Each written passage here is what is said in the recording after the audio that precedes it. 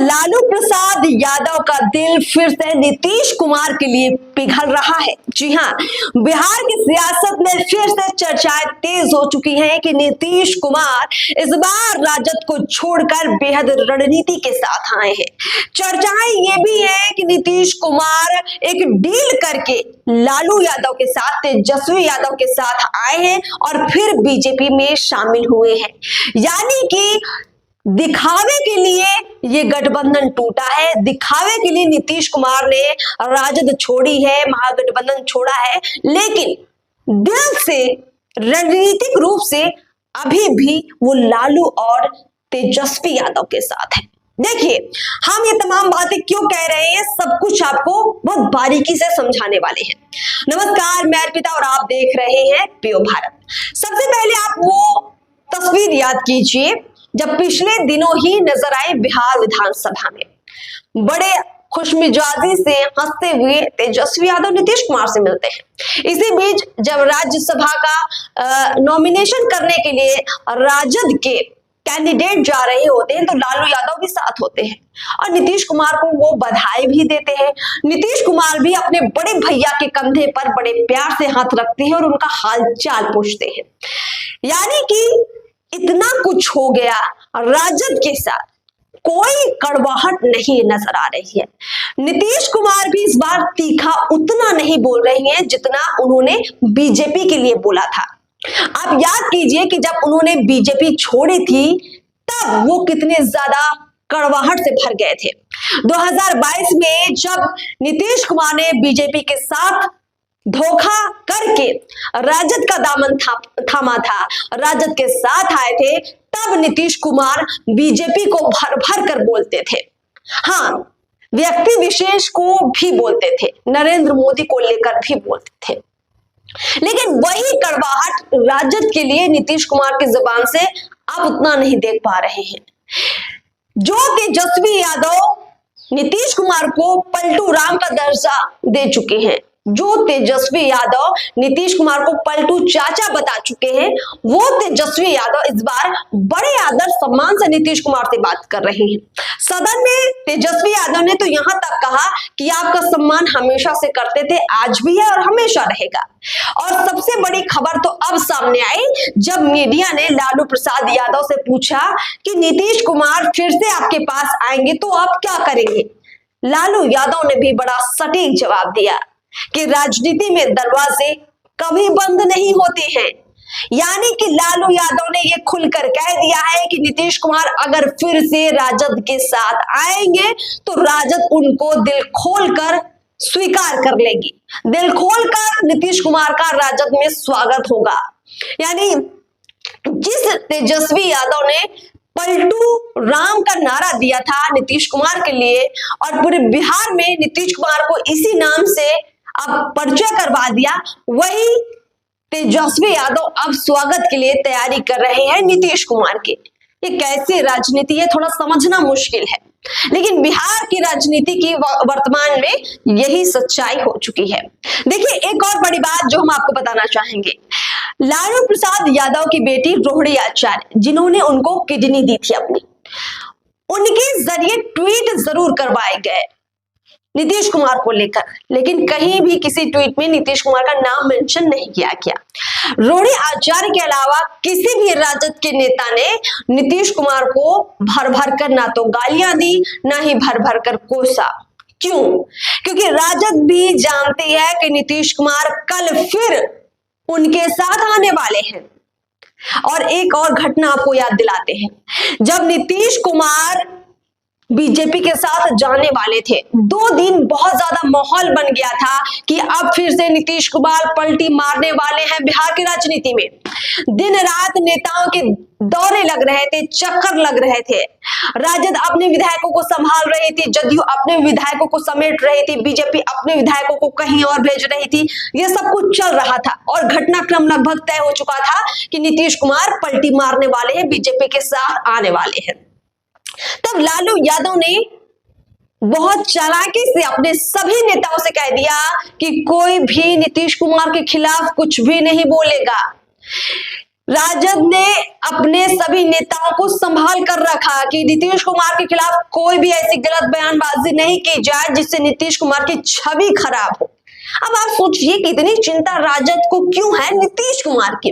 लालू यादव इतना प्रेम अपने छोटे भाई से तब कर रही हैं जब उन्होंने ऐसे वक्त पर धोखा दिया उनको, जब इंडिया अलायंस बन चुका था, महागठबंधन के साथ देश भर का एक अलायंस बन चुका था। बिहार के अंदर अलायंस तो था ही, देश भर के लिए नीतीश कुमार ने अलायंस बनाया था, सभी विपक्षी नेताओं को जोड़ा था। लालू यादव को साथ लेकर नीतीश कुमार सब जगह गए, सब नेताओं के साथ मान मनौवल की, सबको एक जगह बिठाया, एक साथ लेकर आए नीतीश कुमार। और इतना सब नीतीश कुमार करने के बाद जब सब लोग तैयार हो गए कि चलो भाई अब बीजेपी के खिलाफ साथ में चुनाव लड़ते हैं, नरेंद्र मोदी को हराते हैं, तब नीतीश कुमार कदम खींच लेते हैं और लालू यादव हंसते हुए उसे स्वीकार कर लेते हैं। यानी कि ये सिर्फ एक दिखावा है। लालू यादव जानते हैं कि नीतीश कुमार लोकसभा चुनाव के तुरंत बाद फिर बीजेपी छोड़ देंगे। लालू यादव को मालूम है कि नीतीश कुमार फिर पलटी मारेंगे। तेजस्वी यादव ने भी बड़े सम्मान के साथ सदन में इसीलिए सारी बातें रखी। उन्होंने यहां तक कह दिया कि भाई मोदी की गारंटी योजना में क्या ये भी गारंटी है कि नीतीश कुमार पलटी नहीं मारेंगे। यानी कि तेजस्वी यादव ने तंज में ही सही लेकिन ये बात साफ कर दी कि नीतीश कुमार फिर पलटी मारेंगे, नीतीश कुमार राजद के साथ फिर आएंगे और राजद भी उनका स्वागत करेगी, क्योंकि जैसे इस बार बीजेपी ने स्वागत कर लिया तो राजद क्यों पीछे हटेगी। ये बात साफ कर दी तेजस्वी यादव ने। अच्छा, लालू यादव और तेजस्वी यादव की एक और बड़ी बात आपको याद दिलवाते हैं। ये जानते हुए भी कि नीतीश कुमार कहीं ना कहीं इस बार भी बहुमत साबित कर लेंगे, उन्होंने जानबूझकर अवध बिहारी को यह कहा कि आप अविश्वास प्रस्ताव आने के बाद अपना इस्तीफा मत दीजिए, इंतजार कीजिए बहुमत वाले दिन का, इंतजार कीजिए उस दिन का जब नीतीश कुमार को खड़े होकर अपना बहुमत साबित करना पड़े। यानी सिर्फ एक माहौल राजद ने बनाया कि वो नीतीश कुमार के खिलाफ है। अवध बिहारी के सामने जब अविश्वास प्रस्ताव आया तो वोट से पहले ही उन्होंने अपना इस्तीफा दे दिया। यानी फिर उन्होंने ये 10 दिन का इंतजार क्यों किया लालू यादव और तेजस्वी यादव के कहने पर। अविश्वास प्रस्ताव तो जदयू और बीजेपी अगले ही दिन उनके खिलाफ लेकर आ गई थी, फिर अवध बिहारी ने इतने दिन का इंतजार क्यों करवाया।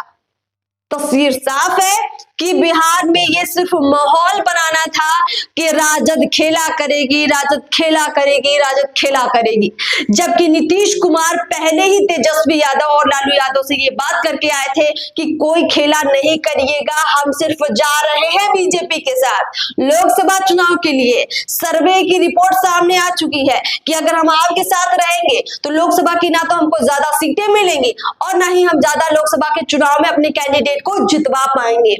तो बहती गंगा में हमको भी हाथ धोना है, बीजेपी के साथ जाकर हमको अपने उम्मीदवार जितवाने हैं और फिर जरूरत पड़ने पर हम आपके हो जाएंगे। जी हाँ, हम आपके हो जाएंगे, इसी वादे के साथ नीतीश कुमार बीजेपी के साथ आए हुए हैं। अगर मान लीजिए 1% भी ऐसा हो जाए कि इस बार 2024 के लोकसभा चुनाव में नरेंद्र मोदी सरकार को, बीजेपी सरकार को केंद्र में बहुमत नहीं मिले और नीतीश कुमार के पास बीजेपी के साथ रहते हुए 15 से 16 सीटें अगर वो जीत जाए तो नीतीश कुमार पलट जाएंगे बीजेपी को हराने के लिए। बहुमत के आंकड़े से बीजेपी को दूर करने के लिए 2024 में नीतीश कुमार पलट जाएंगे और इंडिया अलायंस के साथ आ सकते हैं, महागठबंधन के साथ आ सकते हैं। और न सिर्फ वो तब आएंगे बल्कि वो बड़े पद की ख्वाहिश भी रखेंगे, वो बड़ी दावेदारी भी इंडिया अलायंस में पेश करेंगे, क्योंकि अभी मौजूदा वक्त में उनको ऐसी कोई दावेदारी, कोई ऐसा पद इंडिया अलायंस में नहीं मिला था। इसी वजह से उन्होंने सोचा कि अब बीजेपी के साथ जाएंगे, सब उम्मीदवार जितवाएंगे और फिर उसके बाद असली खेला करेंगे। जी हाँ, तो बिहार की राजनीति का असली खेला अब नीतीश कुमार करने वाले हैं और इसमें लालू यादव और तेजस्वी यादव भी शामिल हैं।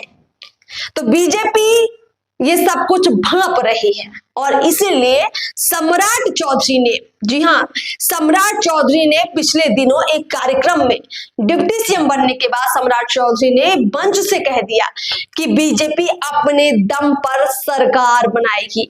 यानी कि बीजेपी समझ रही है कि नीतीश कुमार क्या चक्रव्यूह रच रहे हैं और उसका तोड़ बीजेपी खोज रही है। अभी से नीतीश कुमार के खिलाफ बीजेपी ये साफ कर चुकी है कि बिहार में बीजेपी अब अपने दम पर ही सरकार बनाने की तैयारी कर रही है। जब नीतीश कुमार राजद के साथ थे तब तो बीजेपी ऐसा बोलती ही थी, लेकिन नीतीश कुमार के वापस आने के बाद भी बीजेपी यही बोल रही है कि बीजेपी बिहार में अपने दम पर सरकार बनाएगी। तो क्या समझा जाए कि ये सारी राजनीति बिहार की जनता को मूर्ख बनाने के लिए की जा रही है, क्योंकि यहाँ राजनीति में सब तो रोटियां सेक रहे हैं, सबका खाना पक रहा है और बिहार की जनता इस खेल से दुखी हो रही है, परेशान हो रही है, क्योंकि इस सब तामझाम में बिहार के जनता के लिए काम नहीं हो रहा है। जो जरूरी चीजें होनी चाहिए थी सब धीमी पड़ गई है, रफ्तार ठप हो गई है और इन सब खेलों का खामियाजा ना सिर्फ बिहार के लोगों को बल्कि देश के लोगों को भी भुगतना पड़ रहा है। खैर, आगे क्या कुछ होगा जरूर आप तक लेकर आएंगे। लगातार हमारे चैनल को देखते रहिए, अपना सपोर्ट जरूर बनाकर रखिए और हम फील्ड में भी जाते हैं, कई तमाम खबरें करते हैं। आप लोग क्या कहना चाहते हैं, आप लोग किन मुद्दों के साथ खड़े हैं, आपकी दिक्कतें क्या हैं, समस्याएं क्या हैं, उन सब पर भी हम लगातार खबरें कर रहे हैं। तो जब हम पब्लिक ओपिनियन करके लाए तो आप उसको भी जरूर देखिए, क्योंकि उसमें आपकी अपनी आवाज होती है। मुद्दे आपके, आवाज आपकी, माध्यम हम बनते हैं। फिलहाल हमें इजाजत दीजिए। नमस्कार।